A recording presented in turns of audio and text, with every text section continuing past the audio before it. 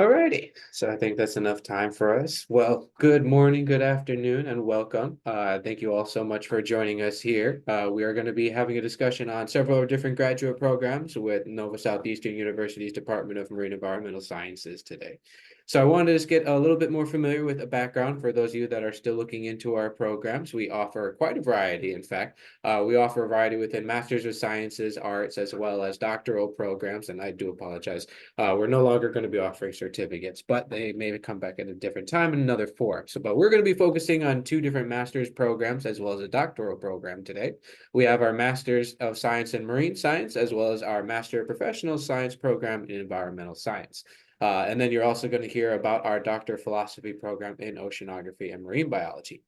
Now, for your studies, all these programs are going to be taken in person. You may have some coursework done online, but you're going to get familiar with two main campuses. First off, you have the Fort Lauderdale-Davie campus. Now, this is more so going to be a variety of different resources. There's a ton of different really cool buildings with a variety of different information at your disposal as a student, but most of your studies are going to be conducted at a different campus. Just wanted to highlight over here, we're going to have our Alvin Sherman Library, which is one of the largest libraries owned by a private research university here in Florida, along with a couple of other larger student-related areas like our University Center, which is a main hangout spot for many of our students on campus. You can grab a bite to eat over there, as go over to our gym and wellness area, which is called the Recplex. They have a variety of different leisure pool over there with some tennis courts, basketball courts, and even rock climbing. So you'll definitely be able to take advantage of that during your time as a student. Now, more so, your actual studies are going to be here on the Oceanographic campus. So what you're seeing on screen here is in fact the main building, which is our Oceanographic Center. That in itself is an 86,000 square foot property, and we actually have way over $50 million worth in research facility equipment at this point, with a ton of different research labs. Among those can be anything from our GIS related labs, seascape ecology, oceanic ecology, and so much more, as you're going to learn about here today. Now, want to introduce a couple of different people to you. So first off, we're going to have our Dean of the College here. We're the Halmos College of Arts and Sciences, and leading the charge for us here is Holly Lynn Baumgartner.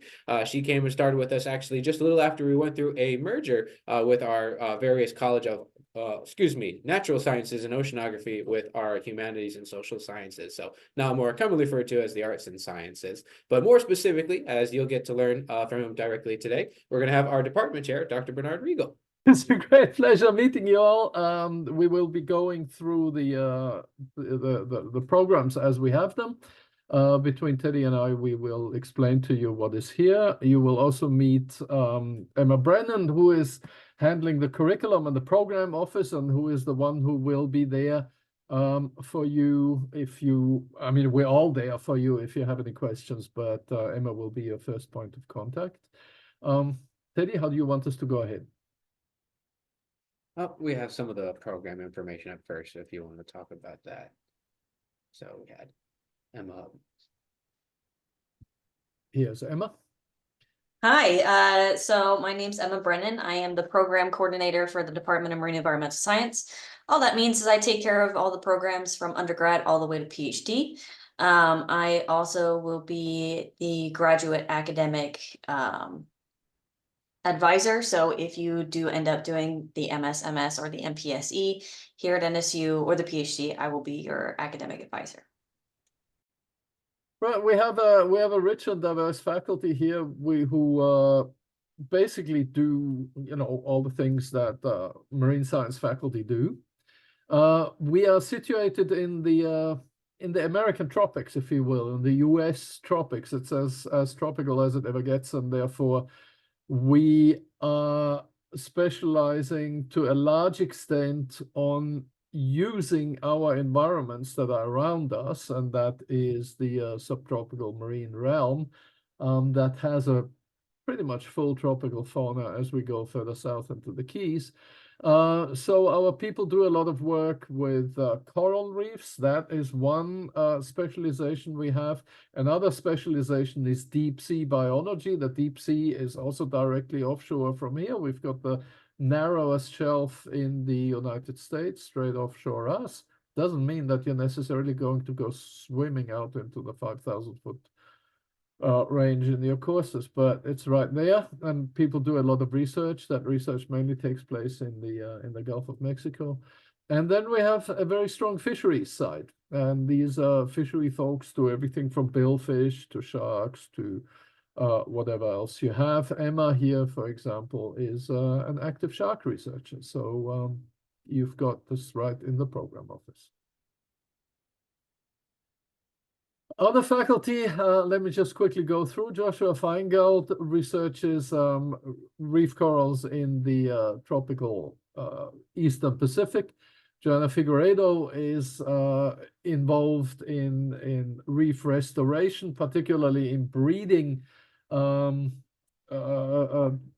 corals. She has a big lab where they are attempting to spawn corals, so it's sexual reproduction that she does. And Tammy Frank is one of our poster people for deep sea biology. She does deep sea physiology, particularly looking at the visual capability of animals who have eyes in an environment without light. So you might ask yourself, what the heck do they have eyes for? Well, if you want to study that, go to Dr. Frank. Next slide is Dr. Gilliam, who does a lot of the coral reef monitoring here at the Institute. He has contracts with the county where they go out to the same places over years and years and years to look what changes.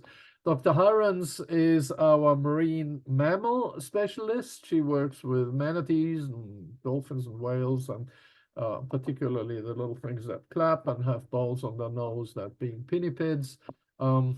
She doesn't do it in the circus, though. She does it out on the wild ocean.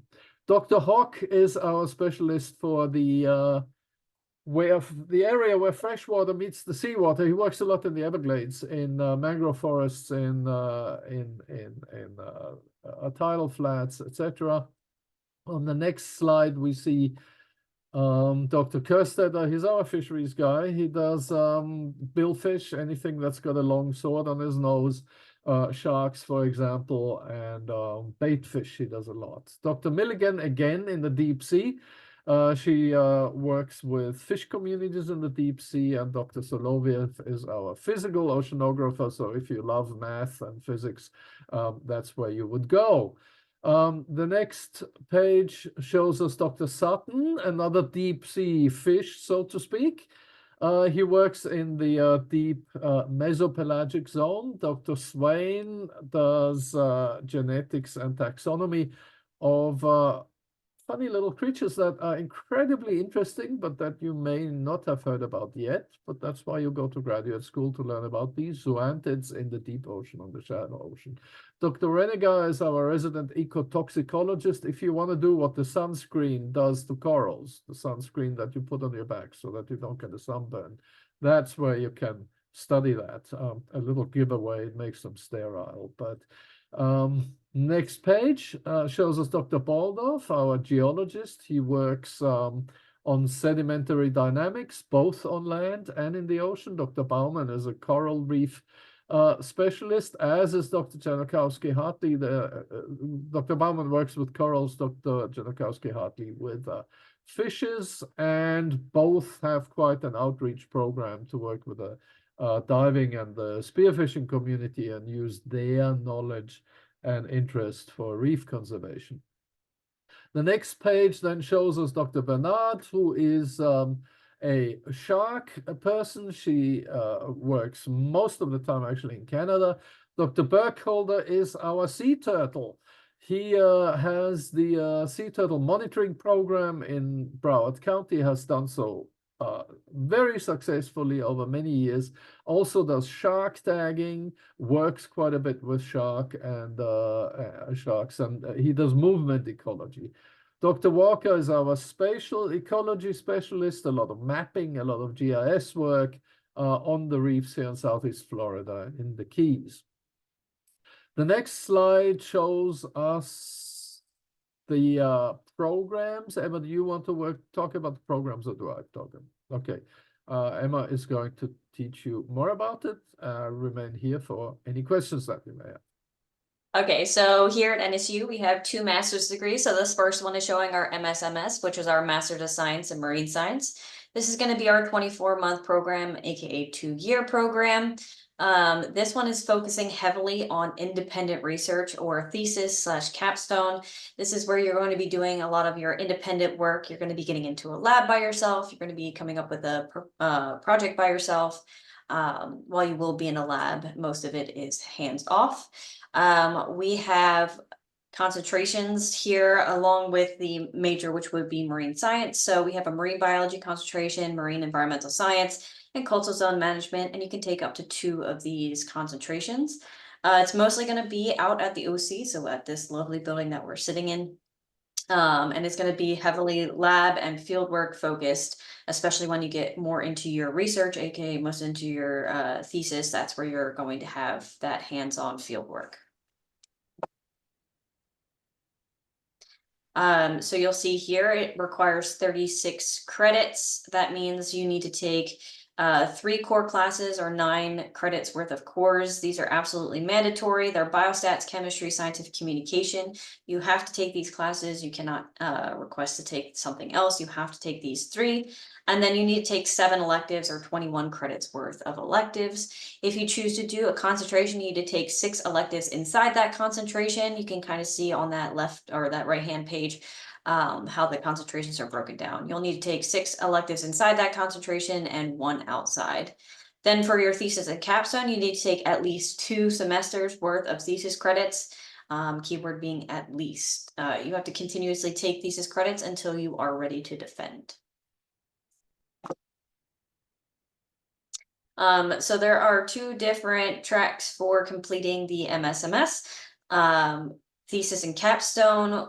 It's a conversation that you need to have with your major advisor. So once you get into a lab, we're a little bit different than most universities where we don't require you to be in a lab before you start. You basically will have 2 semesters to get used to the graduate program before you need to get into a lab. And during that time, you should be talking to different faculty, figuring out what lab best suits you and fits the project that you want.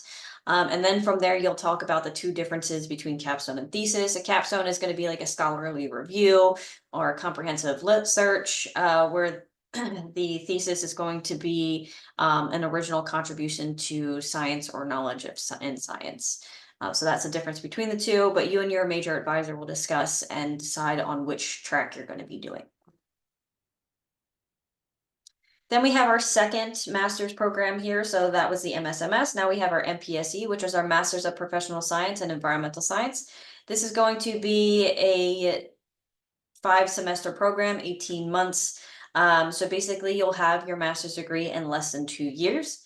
It goes hand in hand with our Master's of Science and Marine Science program, though it is, like I said, shorter and has is a non-thesis track. So if you're not interested in, doing the entire thesis process, individual research, independent research, then this one is more up your alley. It's going to still be laboratory and field work. You'll have classes, you'll have lectures, discussion-based lectures, or just regular lectures. It'll also be here out at the OC. And it's kind of just a way for you to get your master's, get that experience, get the higher level education before moving on to jobs. Another difference between this and the MSMS is, as I said, the MSMS requires 36 credits. The MPSE only requires 30 credits. So you'll have 5 cores and 5 electives. 5 cores will be biostats, ecosystems, geology, chemistry, and scientific communication. And the electives, you can take whatever 5 electives you want. It doesn't really matter where they fall concentration-wise. And on your CV, say you take 2 in marine biology, 2 in coastal zone, and 1 in marine environmental science, you'll be able to say that you have all 3 concentrations. So you have different backgrounds that you can fill, or different electives to fill different types of backgrounds.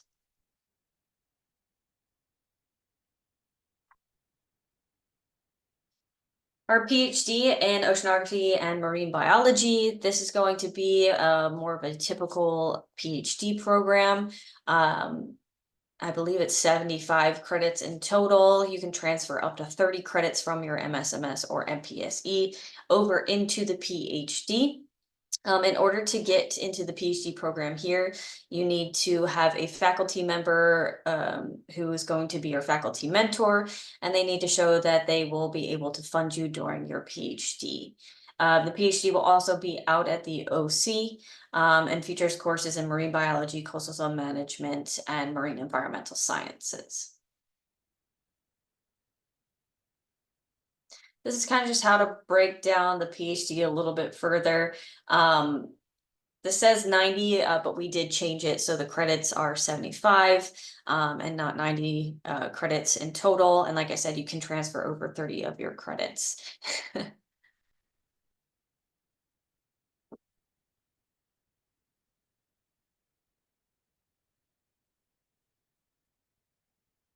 Thanks so much, Emma.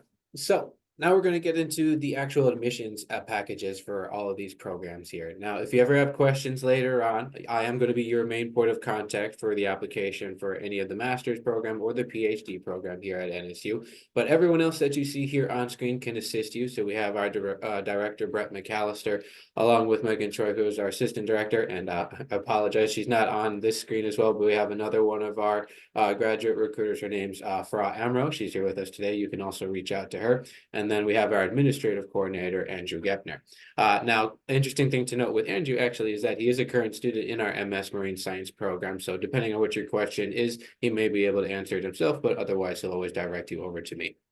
So getting into the actual nitty gritty of it with our tuition costs here, what we're going to be looking at here for both the MS Marine Science and the MPS program is going to be $1,473 per credit hour.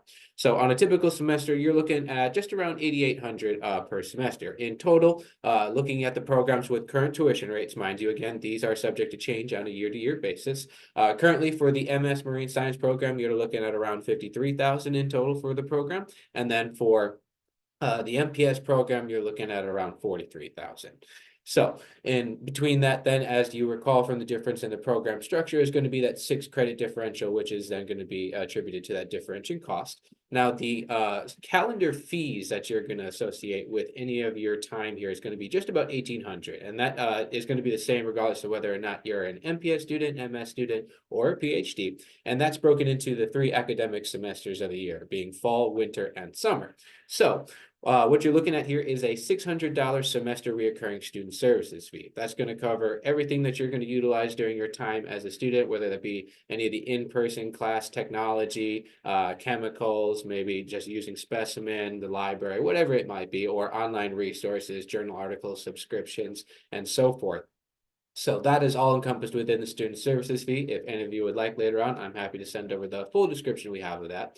The only other fees that you would really incur during your time as a student may be the health insurance. For all students that come into the university, it is our policy that you must have applicable health insurance, so you're automatically enrolled as a student. But if you have your own, or maybe you're underneath your family's larger policy, you can get that waived. Other than that, you're going to have some of those fees associated with applying and then enrolling. So you have a $50 application fee. And then if admitted, you'll have a $100 seat deposit. And that deposit is put directly towards your tuition. So it is very much, you can think like putting a small deposit in for your spot. Now, for deadlines here, we do rolling admissions for all of these programs. So we accept students throughout the year for the larger fall, winter, and summer terms. The next applicable term is going to be summer 2024, which is going to be coming up here in just a little while on April 12th, which is going to be a Friday. We typically try and keep these deadlines to the end of the work week so that you have as much time as possible to get in any of your remaining items. For the incoming fall semester, as I know many of you are interested, that's going to be coming up in July. So you have a little bit of time on your hands, but definitely get it in as soon as you can so that we can get you reviewed. And that's going to be July 19th. So again, that'll be a Friday for us. And then we are accepting applications currently for winter 2025. The hard deadline hasn't been set yet for that date, but it's usually going to fall around mid-November of this coming 2024 time. Now, specifics on the application here. First off, what we're going to be taking a look at over here, you're going to submit a general NSU application, and we're going to break down what that actually looks like in just a little bit. But a lot of it's your general biographic information, prior college data, and a couple of legal disclosures.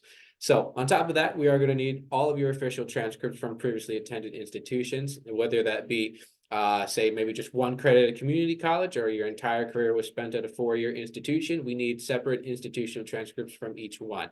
It will usually be noted on our transcripts at one point or another, so we'll have to let you know about that. So please usually just include that right off the bat. If you have any questions about that, maybe you took dual enrollment credit during your time as a high school student, discuss that with us and I can let you know what's appropriate. Then you're also going to submit a personal statement, and that's going to be actually part of that general application that you put forth at the beginning. And that's going to be more of your own personal part of the application, why you're interested in the program, any professional goals that you have wanting to move out with this master's degree as well, or doctoral degree, and then anything else, of course, that you would want us to know about you as a student. You're also going to have a minimum GPA requirement of a 2.85, although I will say our general applicant usually sits around a 3.0 range. And so, in any of those times, we are ideally trying to get it in by the stipulated deadline. If you're having issues trying to get in contact with recommenders, transcripts, do let us know, and we can usually assist with the process. Now, for the MPS program over here, it's going to be a fairly similar application. What we're looking at as a larger difference here is going to be minimum GPA requirements. So you need a 2.75 minimum in order to be reviewed for this program instead of 2.85.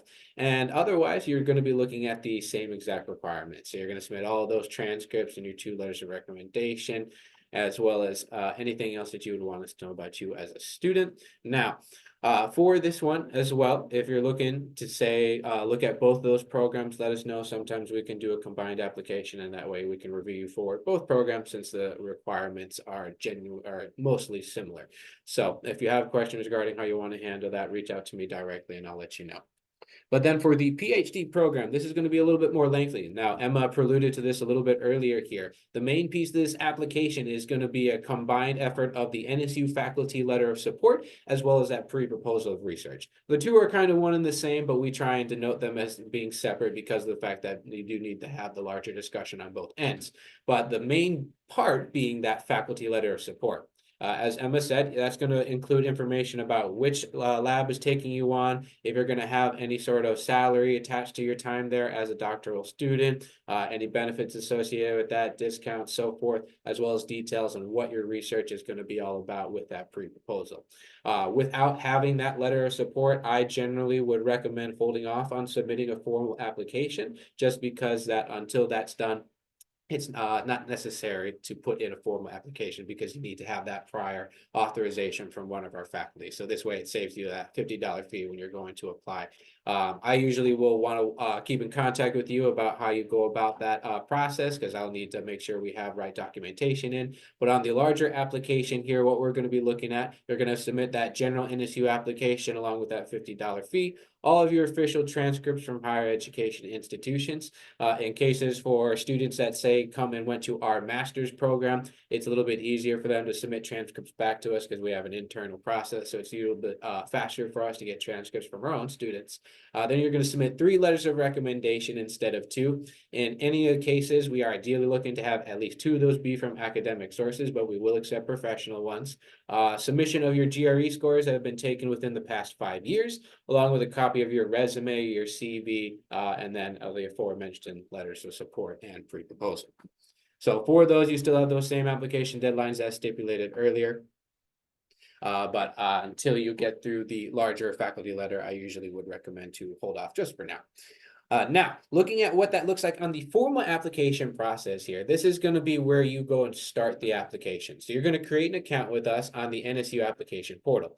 First page that you'll come into is the application account overview. And this is going to list some of the general information that you just filled out on that initial account creation, along with any specific interest for programs that you are going to be wanting to apply for. And that'll populate on the top over there that you see under the My Application section. So when you go over there, it'll prompt you to begin an application. And once you do so, first up you're going to have is your biographical and contact information.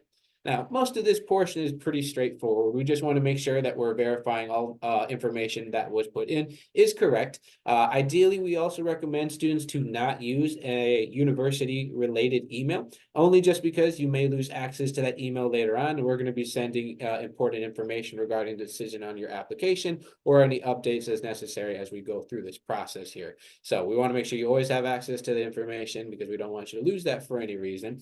Now, on top of that, just making sure you have any of that NSU affiliation, date of birth, address, so on and so forth.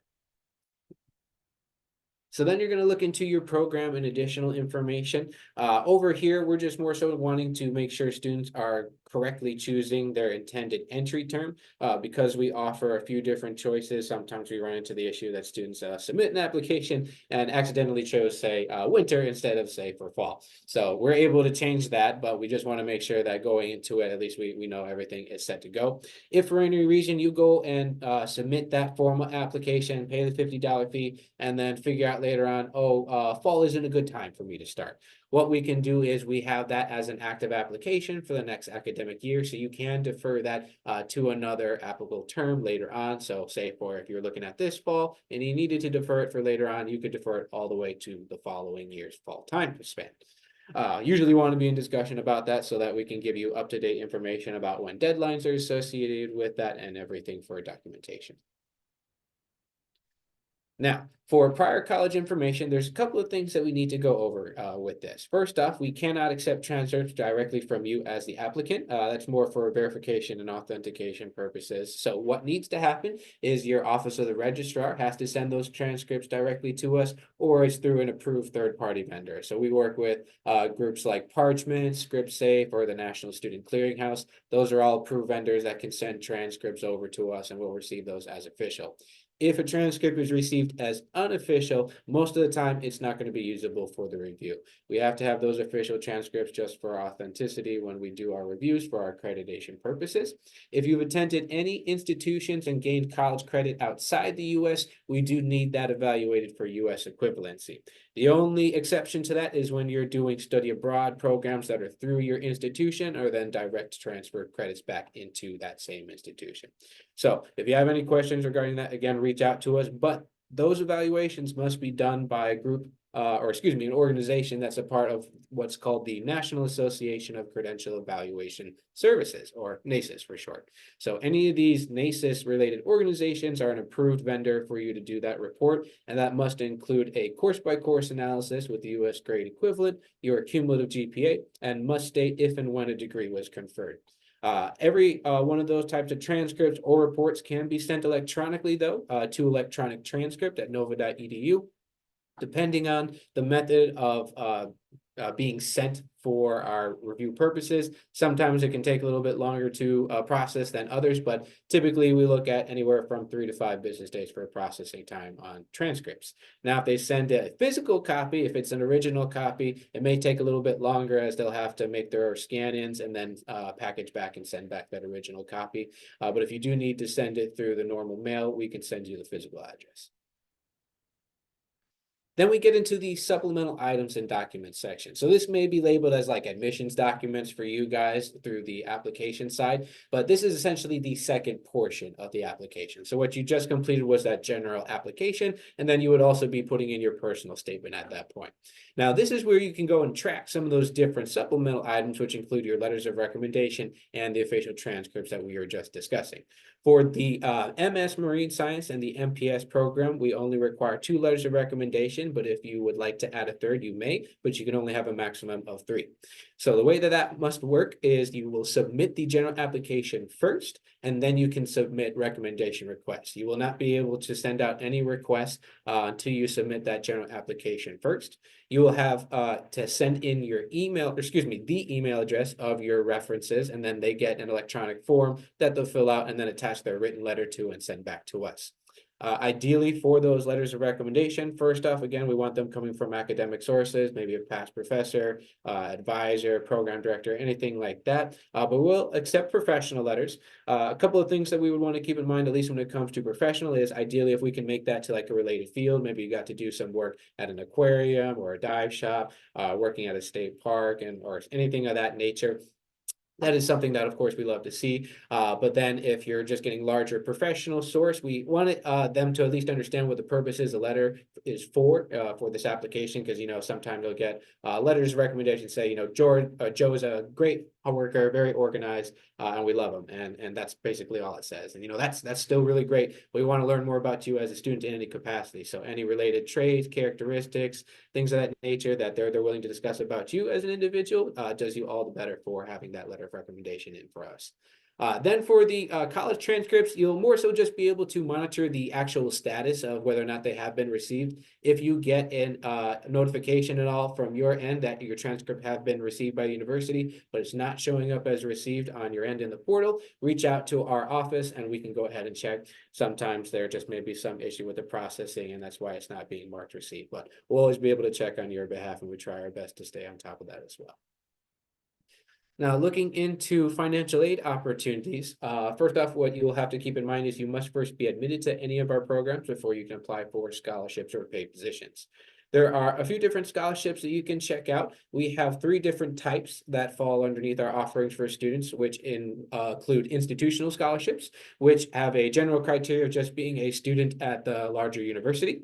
Then we have our college-wide scholarships. So general criteria for that is being a Halmos College graduate student. And then we have our department-specific scholarships. So we have several different departments that fall underneath the Halmos College here, including, of course, the Department of Marine Environmental Sciences. So that's where you guys would want to focus in on looking for scholarships underneath that category, and possibly underneath the Department of Biological Sciences, depending on the criteria. Now, for each of those 3 categories we just discussed, that's just more the general criteria. Each scholarship still has more specifics on what they're looking at for their ideal applicant. And most of the time, they'll want you to just reach out, usually via the email or some other contact form for more information or on information on how to apply, since they do it all a little bit different. We even have a general scholarship email that's monitored by multiple faculty and staff here at the university, including several professors, deans, and program directors, so on and so forth. So depending on which scholarship you're looking to get more information on, that individual will reply. And then, as I'm sure many of you are interested in learning more about, we have teaching assistantships and research assistantships. So to really cover those. First off, teaching assistantships, I would generally say, are something you could look into as a new incoming student. In fact, our Department of Biological Sciences is starting to look for teaching assistants for this incoming fall. So I think we had a couple of our admitted students with us here today. So if you guys want to check that out, or if you have questions about that, shoot me an email after we're done here today. Those of you that are still looking into applying and are waiting on that, again, you have to keep in mind, you do first have to be admitted before you can do a formal inquiry for applying. But the teaching assistantship offers a scholarship that ranges up to $5,000 per semester, along with an additional $5,000 that's paid out in about 8 different pay periods during your time as a student. So you'll be working with undergraduate biology students here at the university. So first off, I usually do like to recommend students that have this position usually should have their own form of transportation, just because of the fact that while most of your courses happen out on the oceanographic campus, your responsibilities as a teaching assistant would have you going over to the main campus a little bit more, which is just about only 25 to 30 minutes away from where we're located with the OC, but just a little bit ease of purpose when you're moving in between. But we do have shuttle services that can take you between the campuses as well. Now, with that, you would submit a formal resume along with a general application to the Department of Biological Sciences, and they'll do a formal interview with that. They handle their process a little bit differently than how normally conducted over here, just because of the timeline and how the applications have to be done closer to the fall term. But the department likes to look a little bit further on. Then we have the research assistantships.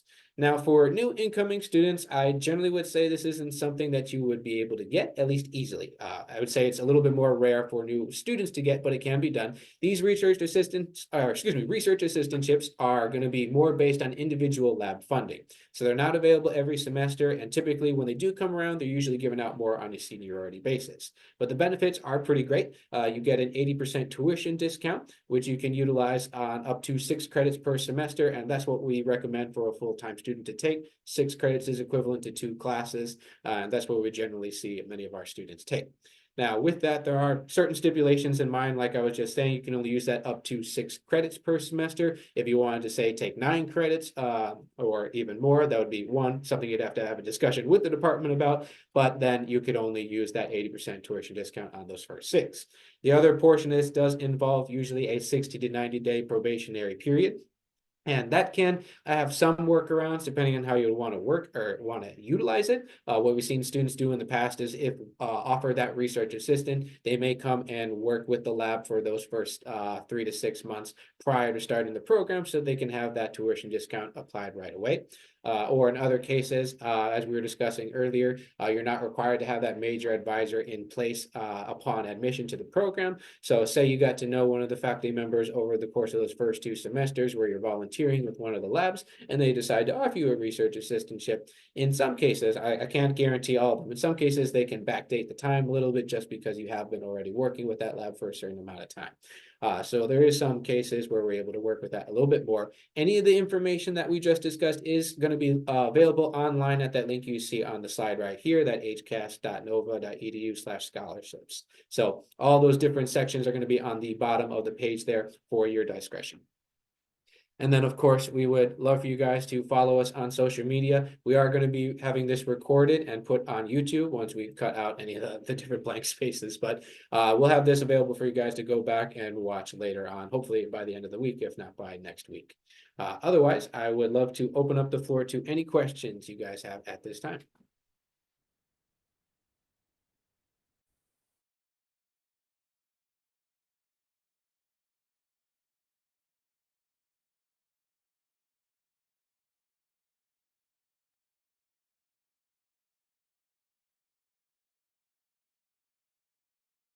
Okay. So one of the first questions I have up over here, and if Dr. Riegel or Emma, you guys want to chime in on this at all. First up here from, oh gosh, I so apologize. I know we just spoke. It's Mahia, I believe. What are some of the jobs your recent graduates have done? And I apologize. I think I may have said that wrong. Jobs while they were here or jobs that they moved into? So in general, many of our graduates, most of our graduates find jobs. What kind of jobs are those? It depends on what you're targeting. So some people want to go into academia. A fair amount of our students have gone on towards higher degrees. So many folks do a master's degree so that they find a PhD at some point. Some stay here, some go somewhere else. Most students finish their master's degree and then decide they want to have a life and earn some money. What do you do then with a master's degree in marine biology? You either go into a federal or a state agency, so Fish and Wildlife Service, NOAA, National Parks Board, Florida Fish and Wildlife, Florida DEP. These are just some of the agencies where our graduates ended. Or you go into the consulting world. There's a whole lot of Florida's then ever more densely populated every year, right? Therefore, there's ever more building activity also in the coastal zone. And since there's environmental laws that need to be respected, the environmental consultant usually is there to make sure that impacts get properly evaluated, get avoided, etc., etc. So coastal engineering companies, coastal environmental consultancies, etc., etc., are looking for jobs all the time. Many of our students go in there. And then, of course, there's the NGO world. There's Nature Conservancy. There's, God knows, you know, you name it. Any of the big NGOs hire. So that's where you might end up.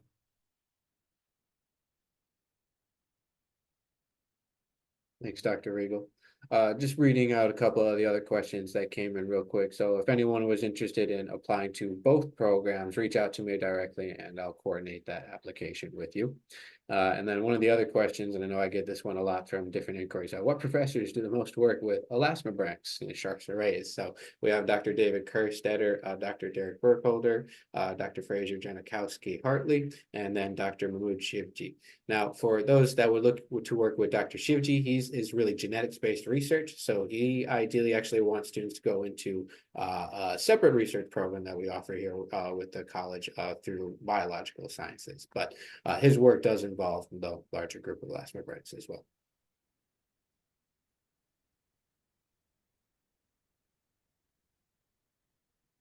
All right. So another question we have here, how much is the ratio per year of international students that get admitted for the PhD in oceanography program?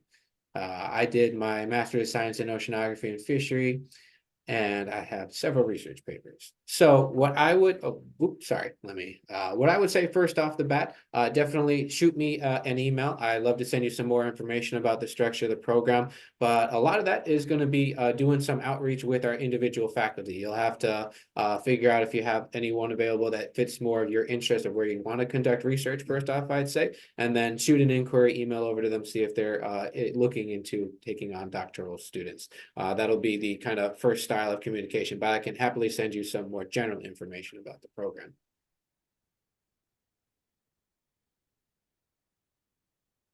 Then we have, are there any work study programs partnered with local organizations?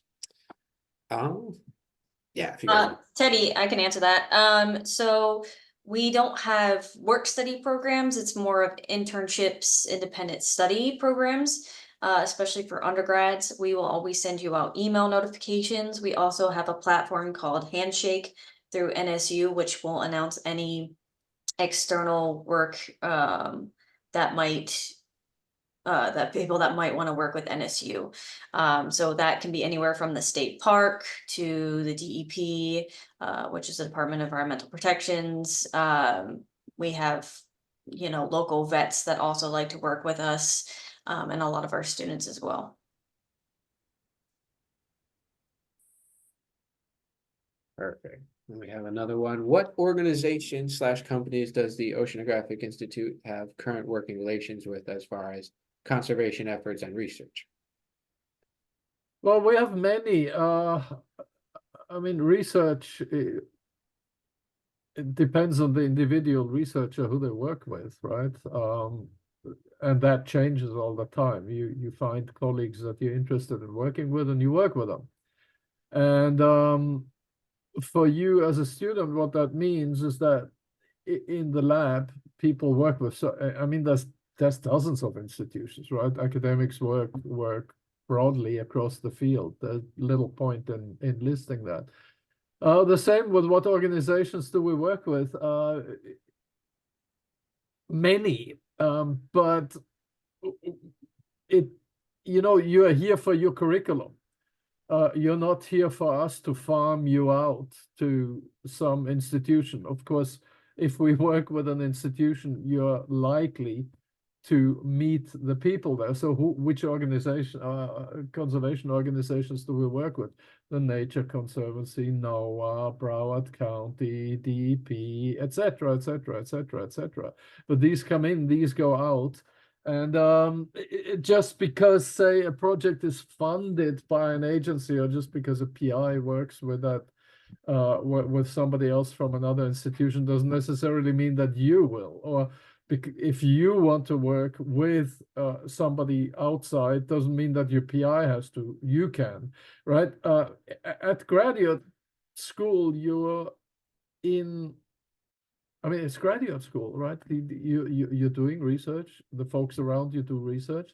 That does not happen in isolation. Or if it does, that's your choice to isolate yourself. We will certainly not try to isolate you.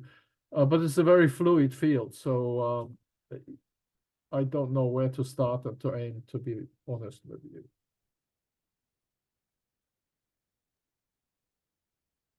Thanks, Dr. Riegel. And then I got one more here.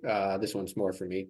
Do you require individual transcripts from each institution I've transferred from, even though my undergraduate transcript already includes those credits? So yes, even in cases where we're seeing course credit listed on a prior institution's transcript, I have really had some issues with it actually being clear on what grades were, what courses were included, because in some cases, some institutions will only list, say, that you had transfer credit from the institution on that course, but then the grade's not listed there, or it just lists a certain amount of credits. So we need to have the more specified information from each institutional transcript so that we can more accurately represent, one, your cumulative GPA, and of course, to track any sort of credit transfer from each institution.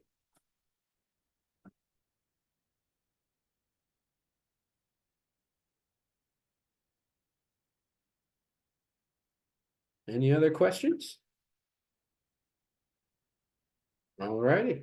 Well, I won't hold anyone here. Thank you guys so much for joining us today. Again, we will have this all recorded and post to our YouTube. If you want to search us up on YouTube, it's Halmos College of Arts and Sciences. And then pretty much any other social media platform is going to be NSU HCAS. That's HCAS. Hope you all have a wonderful week, and thanks again for joining us.